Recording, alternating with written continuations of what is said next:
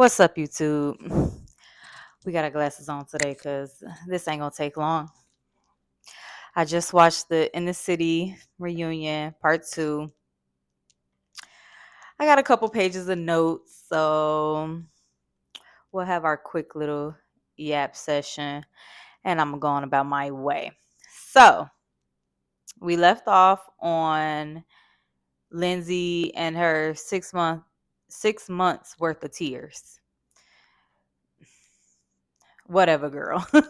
I said everything I had to say in the last recap about that girl. You was not crying for no 6 months over no little flippant comment about you using the mom card for a better room at the damn Friendsgiving that y'all was at for 2 days when your mouth has been hell on wheels in the summer house. So moving left and right along.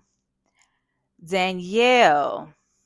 So why were you shocked by Lindsay and her notes app full of grievances when we remember Lindsay and her list of her life goals and where she plans to be by what age and whatnot from Summer House? We already know that she likes to make lists of things, so of course she kept a tally of everything you've ever done to her in her phone so she could use it against you as needed. This is TV. We know what it is. So also, why are we wasting time on the In the City reunion backtracking like 7 years, 8 years to talk about Lindsay versus Carl versus Danielle? We can let the mouse go. Please. It's enough of that. Be friends or don't be friends. I think I've said that like a million times because Lindsay and Danielle, they both have big mouths. They both can be judgmental, in my opinion. And so that's why y'all always into it with each other, because y'all are one and the same. Georgina or an Yvonne, they're just gonna pretty much roll with whatever. Lindsay is their Regina George. So, they're not gonna rock the boat too much for now. Because we know how the TV friendships fall apart. But for now, they're gonna let Lindsay take the lead because Lindsay's the stronger, more dominant personality type. But Danielle is also that personality type. So you're not gonna railroad her. Um, so yeah, just be friends or don't. It's enough of the back and forth. Y'all been doing this shit for years. Oh, I cussed already, but this review won't be long, so it doesn't matter that it's not been 5 minutes yet. Owen found his voice. He was doing a lot of under the breath mumbling and cussing and stuff that the mics caught, and I always keep my captions on, and so you could see him in the closed captions and all that. And he don't like Lindsay. That's the grand opening, grand closing of that. He don't mess with her. That's one of those when you got a boyfriend and you bring all your little homegirls around, and it be that one where he be like, "Why are you friends with that hoe?" Lindsay is that hoe. No disrespect to Lindsay, because I like her, but she's that one for him, and that's okay. Your man and your friends don't have to commingle and be BFFs. They just have to coexist when need be. Other than that, they could be separate. The dress was light pink. The dress was light pink. We all saw it in the picture. clearly the lighting thing was an issue because the text that she sent Yvonne, it looked like Easter, I'm going to church on Sunday, pink. But then when she wore it, it was like giving the palest of pinks in that lighting at the venue space. So whatever. Y'all were already married technically anyway.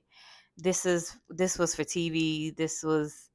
We waited to get married back at home because it wasn't a priority until we got cast on the show. Let's just call a spade a spade. So please move on from the dress issue. It wasn't that big of a deal. Yes, Danielle, being the fashion stylist girly, should have just not worn it. If it's too close to looking white and different lighting, just put a black dress on, girl. You know this is somebody's wedding celebration and that they're going to be wearing white. All right, now. So Amanda, I was laughing at this part because she had to eat crow when it comes to Danielle because of how she was coming at her in regards to Owen. And I said, it's funny how she had all the time to watch this show to course correct and to apologize to Danielle for her actions, but she didn't have the time to go back and watch not only her own show, but her reunion to come to us with some better commentary about her actions. And I also said that this group does a lot of judging just to end up in the same situations. And that was a self drag also because, I've had to learn that also over the years that, yeah, you can't. So, okay, how do I want to say this? So, you have to be careful with beating people down about things because then you can turn around and find yourself in that same situation going through that same thing. And then you're going to potentially want grace or want advice or whatever. And you're going to have to think back about, damn, how did I treat my friend when they were going through that situation? Or what was my commentary about XYZ person when they were going through whatever?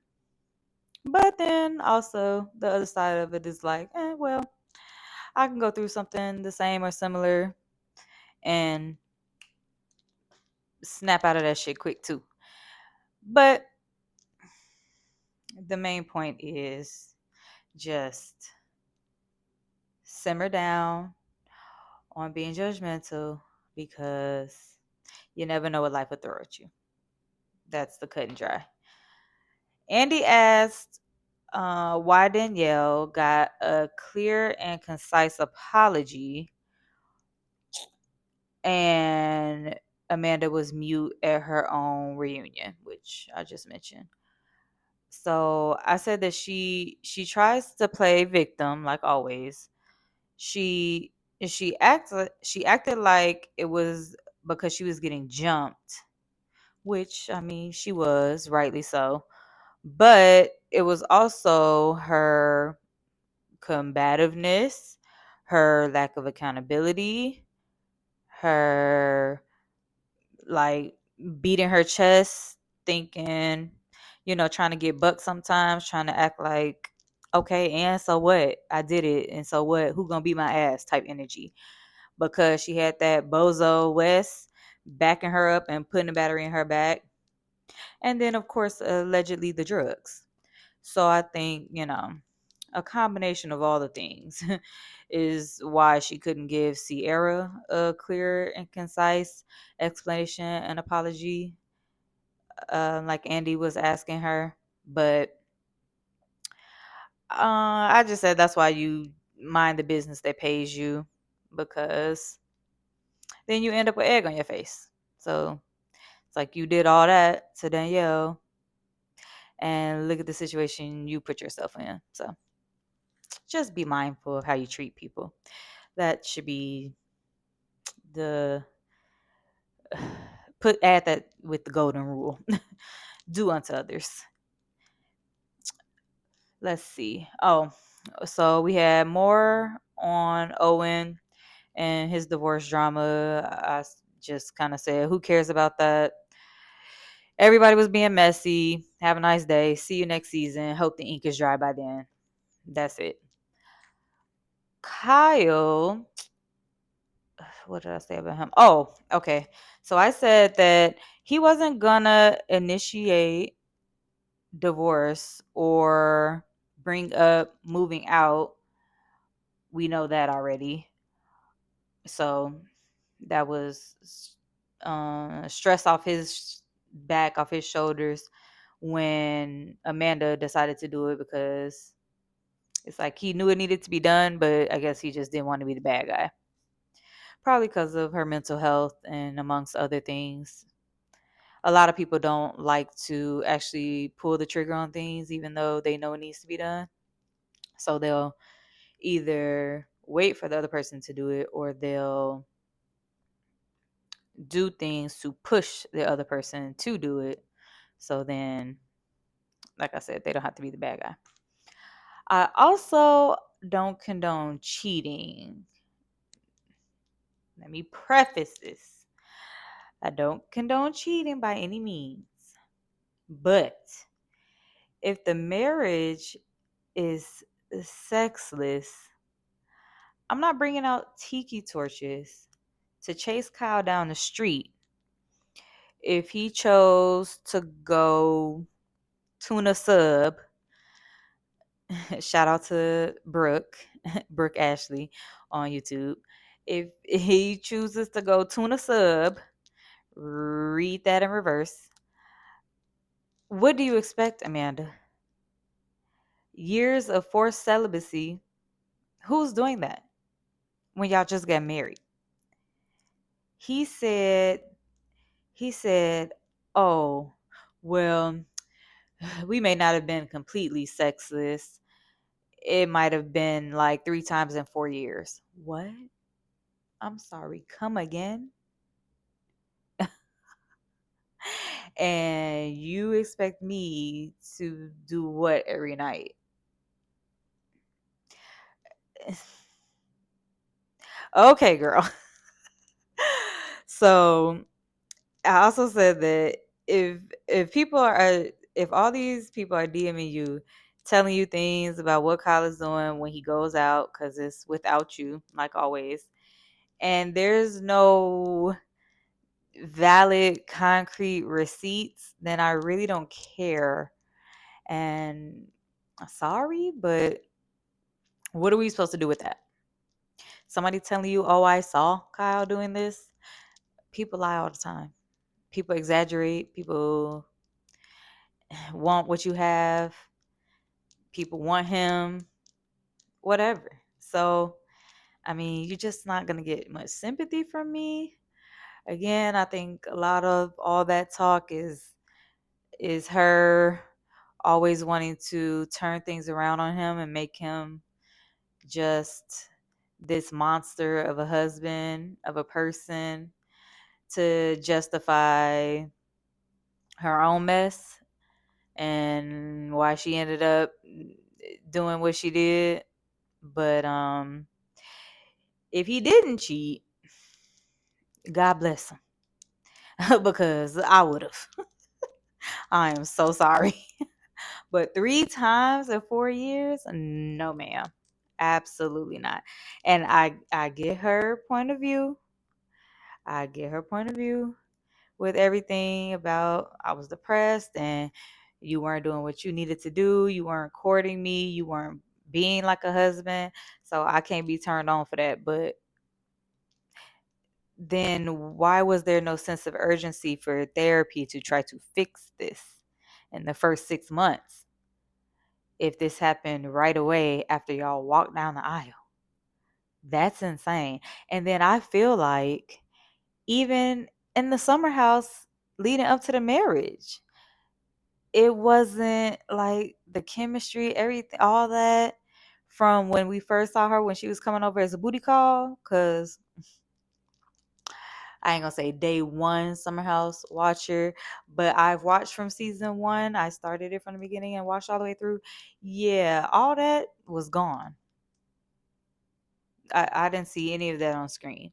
So I can't imagine what it was like back at home if y'all were coming to the house, getting the sorry, you're not supposed to say that. Getting the primary bedroom every summer and dry. No touchy feely, no flirting, no kissing on each other, no chemistry, no nothing. Yuck. I wouldn't even no. That was doomed from day one. They shouldn't have got married. I've said that a billion bajillion times. So yeah, I just said that she was spinning the narrative, always making Kyle look like the boogeyman, always making herself the damsel in distress, and I'm bored. Sign the papers, get divorced. Can we please move on? Opposites don't attract, in my opinion. It's a lot of people try to sell everybody to make it seem like, I don't know, it's a yin yang, a balance thing. No. Mm-mm. As a person who also has gone through something like this before, I've been the Kyle of the situation where it's like, I'm outgoing, I'm bubbly, I'm talkative, obviously. Wouldn't be here if I wasn't. Talkative, like to drink, turn up, dance, life of the party. I have my homebody ways because, big tourist. So, I could turn it off. We can sit on the couch, we can watch the Bravo, the true crime, the rom-coms, all that. But when I go out, I like to step. I like to put my good clothes on, makeup, face beat, da da da. Let's go until we tired or until the sun coming up, whatever the night calls for. And so I've dated men who want to sit their ass at home all the time and then will look at you like, don't you want to sit home too? Or look at you like, you can go without me. I've had that. Like, what? Go without you? Okay, I'm gonna go without you and I'm gonna find somebody else while I'm out there. Cause what are we talking about? You my man. I want to go with you. I want to dance on you. I want to take shots with you. So yeah, don't date your opposite. They need to be, they can have some things that are not on the same level as you, but it can't be complete night and day personality types. Or this is what you will get as a result. Kyle and Amanda. You'll get one person that's thinking one thing. She started off, oh, party girl. Ooh, yeah, we both coming out here together. Oh, we on TV. Oh, yeah, it's fun. I'm the you up text girl. I'm coming through, sliding through on a late night to okay, I want to be the girlfriend. What's up? What we doing? This ain't enough for me. To I want a house with a fence and dogs and kids in New Jersey. And Kyle was like, huh? Okay, maybe later. Not right now. And then that kind of turned into, yeah, I don't really want that. So marriage will have you thinking that people will change, and that's not the case. So marry your equal if you're going to do it. Partner with your equal. Make sure that there's the alignment is there when it comes to your kind of personality types and what you like to do. Otherwise, it's going to be like pulling teeth forever. And who wants to do that? Other than that, I said I'll be glad when we get season 2 because then we won't have to hear any more about this failed marriage. Thank God. It was fun until it wasn't. Thank you. Next, let's move on. I guess West will be on the next season because how can you show Amanda without him? So that'll be an interesting dynamic because I don't see how he really fits in with this group. So I definitely want to see how that's gonna go. And I said that Kyle and Amanda, they need a true separation. They don't need to be as close as they are. All this, we're sharing things about what we're doing now and talking about well, not each other because she's just with one person. Talking about who he's hooking up with and just being weird. It's unhealthy and y'all need to stop. Both of y'all go see the lady, continue to work on self. Kyle looks like he's got one foot in the door of a relationship his own self with this girl from Southern Charm, allegedly. And you already know how I feel about that. Both of them are moving too fast. But if people feel like they already were checked out of a situation long before they took the steps to get actually out of the situation, then I guess for them, there's no time limit on moving on. But I still think that you should not only give yourself time, but then like date around before you just lock down on one person. Have fun, see what's out there. Enjoy being single. You haven't been single in umpteen years. How about enjoy that? But people gonna do what they want to do. Good luck. God bless. And that was it. I'm ready to see how this Valley reunion is gonna go because 3 parts is kind of obnoxious. I think that we only stayed on 2.5 topics the whole season. So I don't know why that's a thing. But we'll see if it's worth reviewing all 3 or if I'll combine like 1 and 2 and then the third or whatever. We'll see how the drama is spread out. Part 1 will probably be the slowest because I feel like they don't really be starting to get into the stuff until halfway through. And then, of course, it's to be continued. And then 2 picks up and then 3 we close out. So we'll see how it goes because, I don't like doing unnecessary videos trying to drag something out. What do they say? Squeeze blood out of a turnip. We want to come on with something to talk about so the conversation flows and we can yap. But yeah, that's it. So those are my opinions, my thoughts on the things and the stuff. Leave yours down below. Let's talk. Like, comment, subscribe, share. Tell a Bravo friend to tell a Bravo friend. And thanks for watching. Bye.